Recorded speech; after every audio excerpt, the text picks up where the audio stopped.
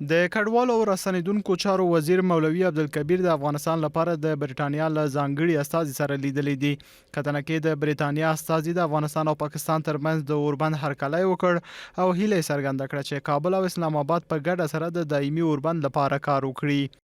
نوموړي له اړمنو سره د اسلامي امارت مرستې او د هغوی ستونزو ته پر وخت رسیدنه د حکومت بریا وبلله او یادونه وکړه چې برېټانیا د افغانستان په ختیځ کې له زلزلې ځپلو سره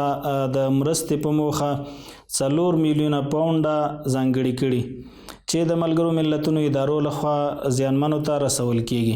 د کډوالو او راستنیدونکو چارو وزارت بیان زیاتوي چې په دې لیدنه کې مولوي عبدالکبیر د لندن بشري مرستو څخه د ستاینې ترڅنګ وویل چې اسلامي امارت له ټولو اسانتیاوو څخه په ګټه پورته کولو د کډوالو او اړمنو ملاتړ ته هڅه کوي. افغان حکومت له راستنیدونکو سره د لنډمهاله مرستو سربیره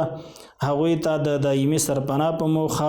ګڼ ښارګوټي په نظر کې نیولي چې دا مهال پر ځینو یې کار روان دی. د ناستې په پای کې محترم مولوي عبدالکبیر په افغانستان کې د کډوالو د دایمي حل او د راستنو شوو د ژوند د وضعیت د ښه کېدو په برخه کې ښارګوټي مهم وبلل